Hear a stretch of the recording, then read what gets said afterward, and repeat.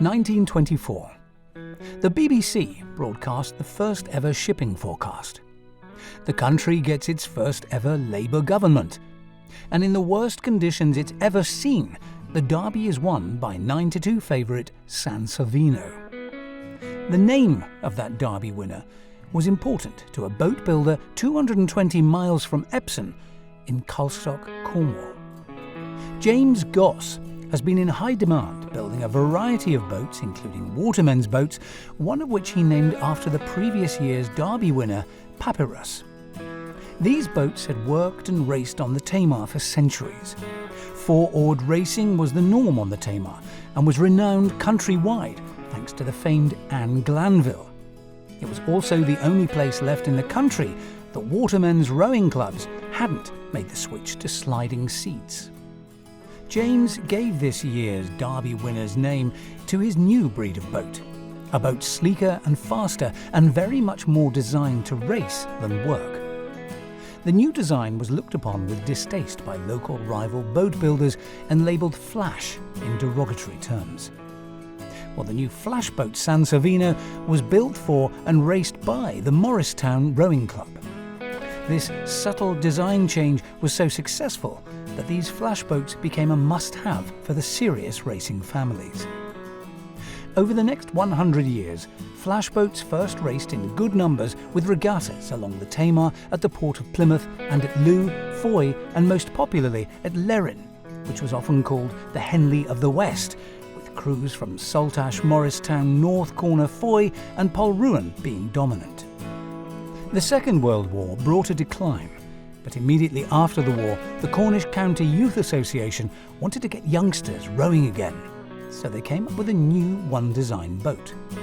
The four-oared 18-foot county boat was hugely successful for a short while due to being heavy and stable, so ideal for youngsters, but it also rekindled a flame that the local watermen couldn't resist, and they soon turned to their old watermen's boats like the Parson Gay, Betty and the Emma, and senior racing once again took centre stage.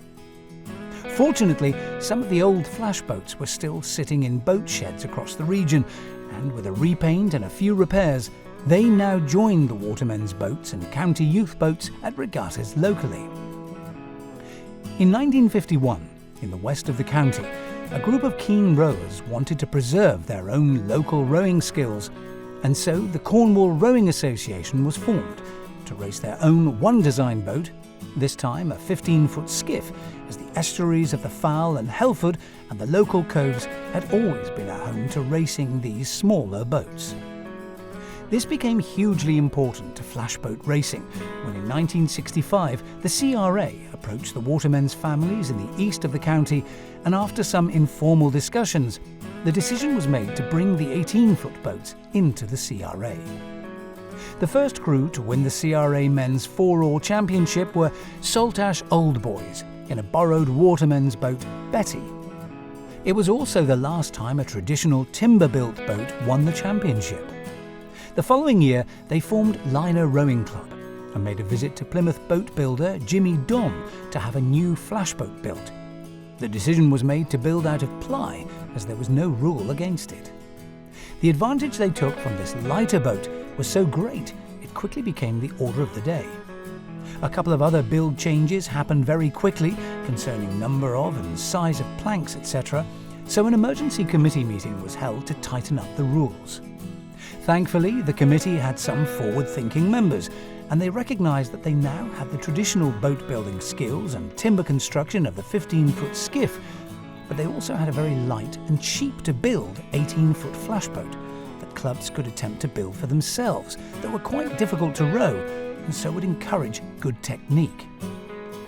It was decided that purely by luck, they now had all the ingredients for a good rowing competition. They added in the championship point system so that every regatta's result was essential to a winning season. All of these changes were given the green light, meaning what we row today is pretty much what was decided on back in the early 1970s. The 70s and 80s saw the CRA at its most competitive and drew huge crowds who admired fixed-seat racing at its best.